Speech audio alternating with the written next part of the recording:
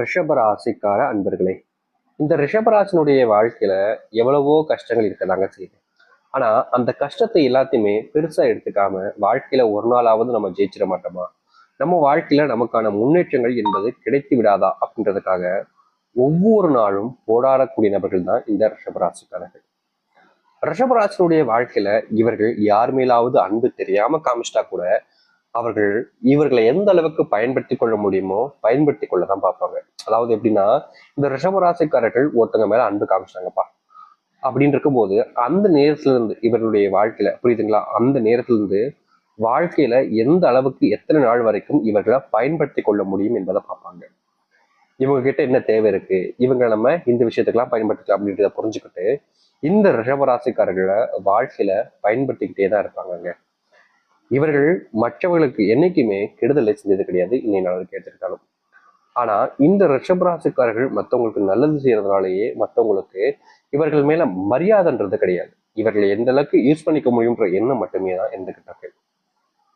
இன்னைக்கு வரைக்குமே இந்த ரிஷபராசிக்காரர்களால யாரை நம்புறது யாரை நம்பக்கூடாதுன்றத தெளிவான விஷயத்த பார்க்கவும் முடியல.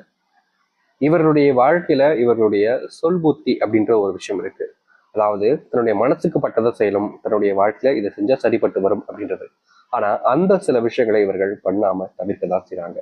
அதற்கு முக்கியமான காரணம், இவர்களுடைய வாழ்க்கையில இவர்கள் மனசுக்கு பட்டதை செஞ்சா குடும்பத்தார்கள் தேவையில்லாத விதங்களை பேசுவாங்க, அவர்களுடைய பேச்சுக்களை தாங்க முடியாது, இதை ரொம்பவே கஷ்டப்படுத்துவாங்கன்றதுக்காகவே இவர்கள் இன்றைய நாள் வரைக்குமே இதை செய்யலாமா வேணாமா செஞ்சா சரிப்பட்டு வருமானத ரொம்பவே மனசுக்குள்ள போட்டு குழப்பிக்கிட்டு இருக்கக்கூடிய நபர்கள் தான் இவர்கள்னு நம்ம ரொம்ப எளிமையா பார்க்க முடியும். இத்தனை நாட்கள் அதுக்கு துன்பப்பட்டிருந்தாலும் இனி வரக்கூடிய காலங்களில் இந்த துன்பத்திற்கான தீர்வுகள் என்பது நிச்சயமா நடக்க போகுது. சரி, இவ்வளவு நாள் இந்த ரிஷபராசிக்காரர்கள் எண்ணாத விஷயங்களுக்கு ஏதோ விஷயங்களுக்கு கஷ்டப்பட்டு வாழ்க்கையில வாழ்ந்துட்டீங்க. ஆனா இனி வரக்கூடிய காலங்கள்ல உங்களுடைய வாழ்க்கையில மிகப்பெரிய அளவிலான மாற்றங்களை நீங்கள் சந்திக்க போறீங்க. அதுல எந்த ஒரு விஷயமும் உங்களை காயப்படுத்தாது, கஷ்டமும் படுத்தாது. ஏன்னா அந்த அளவுக்கு உங்களுடைய வாழ்க்கையில நீங்க சந்தோஷத்தை பார்க்கக்கூடிய காலங்கள் என்பது வந்துருச்சு. சரி, இந்த ரிஷபராசனுடைய வாழ்க்கையில இனி வரக்கூடிய காலங்கள்ல எந்த அளவுக்கு நல்லது நடக்க போகுது, எப்படிப்பட்ட வாழ்க்கையில இனி வரக்கூடிய காலங்களில் வாழப் போகிறார்கள் என்பதை பற்றி நாம் இந்த ஒரு பதிவில் தெளிவாக பார்ப்போம். அதற்கு முன் நம்முடைய சேனலுக்கு எங்களோட புதிய பார்வையாளர் இருப்பினும் இதுவரைக்கும் நம்ம சேனலை நீங்க சப்ஸ்கிரைப் பண்ணாமல் பார்க்குறன்ற போதும் சேனலை மறக்காம சப்ஸ்கிரைப் பண்ணிக்கோங்க. பக்கத்தில் இருக்கக்கூடிய பெல் ஐக்கானை கிளிக் பண்ணிக்கோங்க. அப்போதான் நம்ம போடக்கூடிய அனைத்து தகவல்களும் உங்களுக்கு நோட்டிஃபிகேஷன் வந்து கொண்டிருக்கும். முடிஞ்ச அளவுக்கு வீடியோவை ஸ்கிப் பண்ணாமல் பாருங்க. சரி, ரிஷப ராசிக்கார அன்பர்களே, உங்களுடைய வாழ்க்கையில முதலாவது மாற்றம், அதாவது இந்த ரிஷபராசினுடைய வாழ்க்கையில ஏற்படக்கூடிய முதலாவது மாற்றம் என்ன தெரியுமாங்க? இவர்களுடைய வாழ்க்கையில இன்னைக்கு வரைக்குமே காதல்ன்ற ஒரு விஷயம் ஏமாற்றத்தை கொடுத்துருச்சு. அதாவது இவர்கள் யார் மேல பயங்கரமான அன்பு பாசம் காதல்னு வச்சாங்களோ அது அனைத்தையுமே மொத்தமா ஒண்ணுமே இல்லாத மாதிரி இவருடைய வாழ்க்கையில மொத்தத்தையுமே அடிச்சு கீழே தள்ளுற மாதிரி இவருடைய வாழ்க்கையில கஷ்டத்தை கொடுத்துருச்சு இந்த காதல்ன்ற ஒரு விஷயம். வாழ்க்கையில இவரை எதுல தோத்தாலும் சரிங்க, கண்டிப்பா வாழ்க்கையில ஒரு விஷயத்த தோத்துட்டாங்க அப்படின்னா அதுல இருந்து எழுந்து வர்றதுக்கு ரொம்பவே கஷ்டப்படணும் யாரா இருந்தாலும். அது விட பல மடங்கு அதிக கஷ்டத்தைப்படுறாங்க இந்த ரிஷபராசிக்காரர்கள். ரிஷபராசிக்காரர்களுக்கு ஒரு விஷயம் என்னைக்குமே உண்மைங்க, ஒருத்தங்க மேல உண்மையான அன்பு வச்சுட்டா அவங்களை விட்டு தள்ளி வரவோ இல்ல அவங்கள மறந்துட்டு வேற ஒரு வாழ்க்கையை பார்க்கதோ நடக்காத ஒரு காரியம் தான் சொல்லணும். இவங்களுடைய மனசுக்கு ஒருத்தங்களை பிடிச்சிட்டுன்ற போது அவங்களை எப்படிங்க விட்டுட்டு வர முடியும்? அவங்க எனக்கு பிடிச்சவங்க இல்லையா அப்படின்ற அளவுக்கு உங்களுடைய மனசு அவங்கள மேல பாசத்தையும் அன்பையும் வைக்கும். இந்த ரிஷபராசிக்காரர்கள் என்னதான் இப்படி ஒரு அன்பையும் பாசத்தையும் அவர்கள் மேல வச்சாலும் அவர்கள் அதை புரிஞ்சுக்காமலே இருந்தாங்க. ஆனா இனி வரக்கூடிய காலங்கள்ல இந்த ரிஷபராசனுடைய வாழ்க்கையில ஏற்படக்கூடிய இந்த காதல் பிரச்சனை என்பது முற்றிலுமான சின்ன சின்ன விஷயங்கள் இல்லைங்க, முற்றிலுமான தீர்வுகளை ரிஷபராசிக்காரர்கள் காணப்போகிறார்கள். முந்தியெல்லாம் இந்த ரிஷபராசினுடைய வாழ்க்கையில காதல் விஷயத்தினால தன்னுடைய மனசுக்குள்ளேயே குழப்பத்தையும் கஷ்டத்தையும் வச்சுட்டு கஷ்டப்பட்டீங்கள. ஆனா இனி உங்களுடைய காதல் பிரச்சனைகளை தனிமையா, அதாவது வெத்தங்கிட்ட பேசுறதுக்கான வாய்ப்புகள் என்பது கிடைக்கும். உங்களுடைய வாழ்க்கையில நீங்க இழந்த இடத்துல இருந்தே உங்களுடைய காதல் மீண்டும் கிடைக்க ஆரம்பிக்கும். யாரு உங்க மேல அன்பு வைக்கிறாங்களோ அவர்கள் இனி வரக்கூடிய காலம், இது நாள் வரைக்கும் உங்களை பயன்படுத்தியிருக்காங்கன்னு நம்ம சொல்லியிருந்தோம். ஆனா இனி உங்க மேல அந்த உண்மையான அன்புன்றதை வச்சு உங்களுடைய தேவைகளை புரிஞ்சுக்கிட்டு நீங்க என்ன வேணும்னு கேட்குறீங்களோ அதை உங்களுக்காக நிறைவேற்றி கொடுக்கக்கூடிய நிலைமைன்றது இருக்க போகுது. நீங்க இதற்கு முன்பு சில விஷயங்கள் எல்லாம் உங்களுடைய வாழ்க்கையில பார்த்துருப்பீங்க. என்னடா இது வாழ்க்கை, இதெல்லாம் இப்படி நடக்குது அப்படின்ற மாதிரி கஷ்டப்பட்டிருப்பீங்க. அந்த கஷ்டங்கள் எல்லாமே தீர்ந்து வாழ்க்கையில மகிழ்ச்சிகளையும் சந்தோஷங்களையும் பார்க்கக்கூடிய நிலைமைக்கு நீங்க தள்ளப்படுவீங்க. யாராவது ஒருத்தங்க உங்க மேல அன்பு வைக்க மாட்டாங்களான்னு யோசிச்சீங்கள, இனி இந்த ரிஷபராசனுடைய வாழ்க்கையில பல மடங்கு அன்புகள் என்பது கிடைக்க ஆரம்பிக்கும். அதுவும் இது நாள் வரைக்குமே இந்த ரிஷபராசிக்காரர்களை குடும்பத்தார்களே ஒதுக்கிக்கிட்டு இருந்தாங்கன்னு சொல்லணும். அதாவது எப்படின்னா, இவருடைய தேவைகள் இருக்கும் வரைக்கும் இந்த ரிஷபராசிக்காரர்களை எந்தெந்த விஷயத்துக்கெல்லாம் பயன்படுத்திக்க முடியும், ஏன் இந்த விஷயத்தை பயன்படுத்திக்கலாம், சரி அப்ப இதுக்கு பயன்படுத்திப்போம், இந்த விஷயத்தை பயன்படுத்த முடியுமா, ஐயோ முடியாது, அப்புறம் எப்படி அப்படின்ற மாதிரி இவர்களை எதுக்கெல்லாம் பயன்படுத்த முடியுமோ அதற்கெல்லாம் பயன்படுத்திக்கிட்டாங்க. இது வெளியாட்கள் செய்யலைங்க, குடும்பத்தார்களே செஞ்சாங்கன்னு சொல்லணும். இப்படி குடும்பத்தார்களே இந்த ரிஷபராசிக்காரர்கள் எதற்கு பயன்படுத்த முடியுமோ பயன்படுத்திக்கிட்டு, பயன்படுத்த முடியாதுன்ற போது அவங்கள தூக்கி எறிஞ்சிட்டாங்கன்னு தான் சொல்லணும். இப்படிப்பட்ட இந்த ரிஷபராசனுடைய வாழ்க்கையில இனி வரக்கூடிய காலங்கள்ல யாருமே எதிர்பார்க்க முடியாத அளவுக்கு, வாழ்க்கையில முன்னேற்றத்தை பார்ப்பாங்க. முந்தி இவர்கள் தொழில் தொடங்கினாங்கங்க, அந்த தொழில மிகப்பெரிய நஷ்டம் என்பது ஏற்பட்டுருச்சு. முக்கியமா அந்த தொழில் நஷ்டத்தை ஈடுகட்ட முடியாம பயந்து கூனி குறுகி போய் வாழ்க்கையில வாழ்றாங்கன்னு கூட சொல்லலாம். இந்த ரிஷபராசிக்காரர்கள் அந்த வாங்கிய பணத்தை திருப்பி கொடுக்க முடியாம ஒவ்வொரு நாளும் எங்கேயாவது ஓடி ஒழிகிறதுன்ற ஒரு விஷயத்துக்குள்ளையும் தள்ளப்பட்டுக்கிட்டே இருந்தாங்க. இவர்களுக்கு நிம்மதின்றது வாழ்க்கையில இல்லாமலே போச்சுன்னாங்க சொல்லணும்.